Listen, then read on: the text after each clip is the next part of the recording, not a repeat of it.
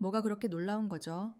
부르의 명곡 신년 특집 소식이 전해지자 이런 반응부터 나온 것도 사실입니다. MC 이찬원, 스페셜 MC 박서진, 여기에 한복 차림의 오프닝 듀엣 무대까지 겉으로 보면 익숙한 조합 같기도 하고 신년 특집이면 충분히 나올 법한 그림처럼 보이기도 합니다. 그런데 막상 방송이 공개되고 나자 분위기는 완전히 달라졌습니다. 이건 생각보다 훨씬 크다. 이 말이 나오기 시작한 거죠. 사실 이번 신년 특집이 주목받는 이유는 한두 가지가 아닙니다. 단순히 의상이 한복이어서도 아니고 듀엣 무대를 했기 때문만도 아닙니다. 핵심은 이 모든 요소가 같은 방향을 향하고 있었다는 점입니다. 그리고 그 중심에 KBS의 두 아들이라 불리는 이찬원과 박서진이 있었습니다. 먼저 MC 이찬원 이야기부터 해볼 필요가 있습니다. 이찬원은 이제 트로트 가수 출신 MC라는 설명이 필요 없는 위치에 올라섰습니다. 진행은 안정적이고 말의 속도나 톤도 방송에 최적화되어 있으며 무엇보다 무대를 아는 사람 특유의 공감력이 있습니다. 그래서 부르의 명곡이라는 무대에서도 단순한 진행자가 아니라 프로그램의 흐름을 잡아주는 축처럼 느껴집니다. 그런 이찬원 옆에 스페셜 MC로 박서진이 섰다는 것. 이 자체가 이미 하나의 메시지였습니다. 박서진은 요즘 가장 움직이는 이름 중 하나입니다. 무대 콘서트 방송, 그리고 화제성까지. 단순히 인기가 많다는 차원을 넘어서 지금 KBS가 가장 적극적으로 활용하고 있는 얼굴이라는 인식이 분명해졌습니다. 그래서 KBS 두 아들이라는 표현이 단순한 농담처럼 들리지 않습니다. 실제로 두 사람은 서로 다른 방식으로, 그러나 같은 방향으로 KBS 안에서 자리 잡고 있습니다. 이찬원은 안정과 신뢰의 상징이고 박서진은 확장과 에너지의 상징에 가깝습니다. 이 두 사람이 신년 특집의 오프닝을 함께 열었다는 건 KBS가 올해 어떤 그림을 그리고 있는지를 꽤 명확하게 보여주는 장면이기도 합니다. 그리고 여기서 한복이 등장합니다. 요즘 시대에 한복이 그렇게 대단한가 라고 생각할 수도 있습니다. 하지만 이번 한복은 단순한 의상이 아니었습니다. 화려하게 튀지도 않았고 과하게 연출되지도 않았습니다. 대신 굉장히 정제되어 있었고 방송 전체의 톤과 정확히 맞아떨어졌습니다. 신년 특집이라는 이름 아래 전통과 현재를 동시에 보여주겠다는 의도가 분명히 느껴졌습니다. 이찬원과 박서진이 한복을 입고 무대에 등장했을 때 관객의 첫 반응은 환호보다는 미묘한 집중에 가까웠습니다. 익숙한 얼굴인데 익숙하지 않은 분위기. 이 간극이 시선을 붙잡았습니다. 그리고 그 상태에서 오프닝 듀엣이 시작되자 사람들은 자연스럽게 깨닫게 됩니다. 아, 이건 그냥 이벤트가 아니구나. 듀엣 무대에서 놀라웠던 건 두 사람의 조합이 생각보다 훨씬 안정적이었다는 점입니다. 한쪽이 튀거나 한쪽이 받쳐주는 구조가 아니었습니다. 서로의 톤과 호흡을 정확히 알고 있는 듯한 흐름. 이건 리허설 몇 번으로 만들어지는 장면이 아닙니다. 무대를 이해하는 사람들끼리만 가능한 합이었습니다. 이찬원의 목소리는 부드럽고 정돈되어 있었고 박서진의 목소리는 힘과 색깔이 분명했습니다. 이 두 가지가 겹치면서 무대는 의외로 과하지도 가볍지도 않은 균형을 만들어냈습니다. 신년 특집 오프닝으로서 굉장히 적절한 선택이었습니다. 들어보세요가 아니라 같이 시작합시다 라는 느낌에 가까웠습니다. 여기서 다시 질문으로 돌아가게 됩니다. 뭐가 그렇게 놀라운 거냐고요? 놀라운 건 이 무대가 아무것도 과시하지 않았다는 점입니다. 부르의 명곡이라는 타이틀 신년 특집 2명의 화제성 높은 인물 한복 듀엣. 이 요소들을 조금만 잘못 섞어도 과잉 연출이 되기 쉽습니다. 그런데 이번 오프닝은 오히려 담담했습니다. 그래서 더 강하게 남았습니다. 또 하나 중요한 포인트는 이 무대가 단발성 조합처럼 느껴지지 않았다는 점입니다. 이번 한 번만 보고 끝이라는 느낌이 아니라 이 조합 앞으로도 계속 볼 수 있겠다는 인상을 남겼습니다. 이건 방송에서 굉장히 중요합니다. 시청자에게 안정감 있는 그림을 제시했다는 뜻이기 때문입니다. 방송 이후 반응을 보면 노래 잘했다보다 조합이 좋다, 분위기가 좋았다, 오프닝부터 편안했다는 말이 더 많았습니다. 이건 무대 자체보다 프로그램의 방향성에 대한 반응에 가깝습니다.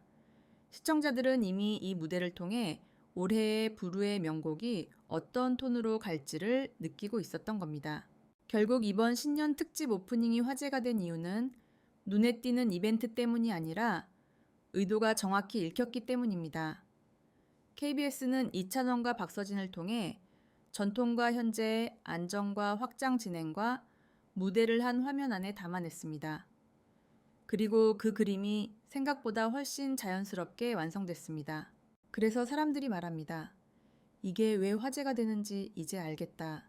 다음 파트에서는 이 오프닝 듀엣 무대가 부르의 명곡이라는 프로그램 전체에 어떤 의미를 남겼는지, 그리고 이찬원 박서진 조합이 왜 신년 특집이라는 자리에 정확히 맞아떨어졌는지에 대해 더 깊이 이야기해보겠습니다. 놀라움은 아직 다 설명되지 않았습니다. 파트 2에서 부르의 명곡 신년 특집 오프닝이 왜 단순한 이벤트가 아니었는지, 그리고 이찬원과 박서진의 조합이 어떤 메시지를 담고 있었는지 이야기했다면 이제는 그 다음 질문으로 넘어가야 합니다. 이 무대가 왜 유독 오래 이야기되고 있는가? 그리고 이 오프닝이 부르의 명곡이라는 프로그램에 어떤 의미를 남겼는가입니다. 사실 신년 특집은 매년 있습니다. 화려한 게스트도 특별 무대도 늘 준비됩니다. 하지만 대부분은 신년이라서 그렇구나 하고 지나갑니다. 그런데 이번 오프닝은 달랐습니다. 방송이 끝난 뒤에도 사람들은 계속해서 이 장면을 다시 꺼냈습니다. 그 이유는 분명합니다. 이 무대가 단순히 새해를 축하하는 자리가 아니라 방송의 방향성을 미리 보여준 장면이었기 때문입니다. 이찬원과 박서진의 오프닝 듀엣은 부르의 명곡이 앞으로 어떤 프로그램으로 남고 싶은지를 함축적으로 보여줬습니다. 전통을 존중하지만 낡지 않고 대중성을 갖추되 가볍지 않은 방향. 이 두 사람은 그 자체로 그 메시지를 설명하는 존재였습니다. 그래서 긴 설명이 필요 없었습니다. 무대 하나로 충분했습니다. 특히 이찬원의 역할이 중요합니다. 그는 이제 단순히 노래를 잘하는 출연자가 아니라 프로그램의 얼굴이자 균형추입니다. 진행을 하면서도 무대의 무게를 이해하고 있고 출연자들의 긴장과 감정을 자연스럽게 풀어줄 줄 압니다.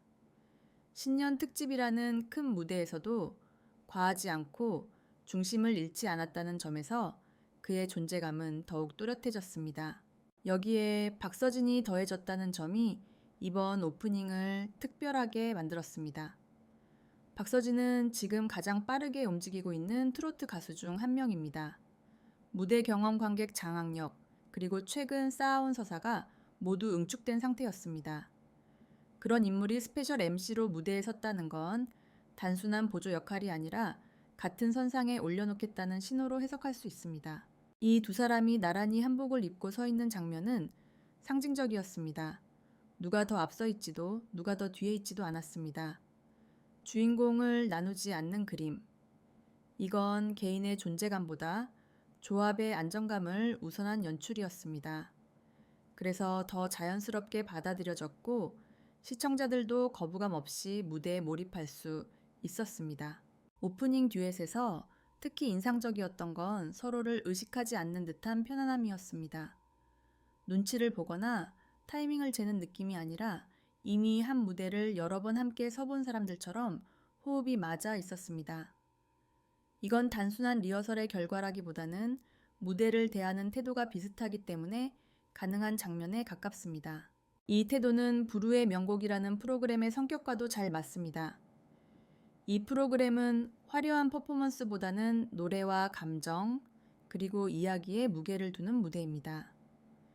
이찬원과 박서진은 모두 그 점을 정확히 이해하고 있었고, 그래서 오프닝부터 프로그램의 정체성을 흐리지 않았습니다.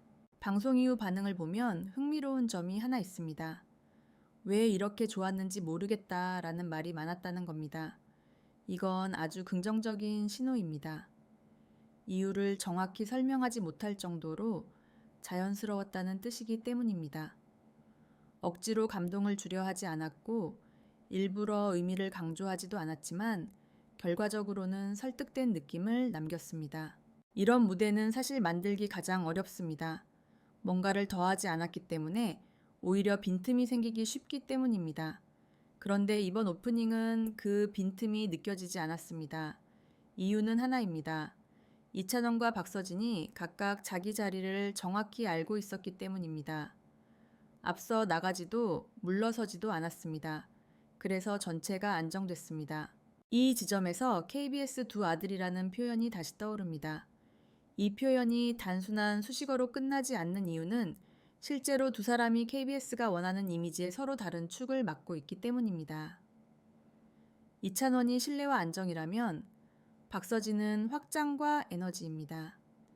신년 특집 오프닝에서 이 둘을 함께 세운 건 올해 KBS가 이 두 방향을 동시에 가져가겠다는 선언처럼 보이기도 합니다.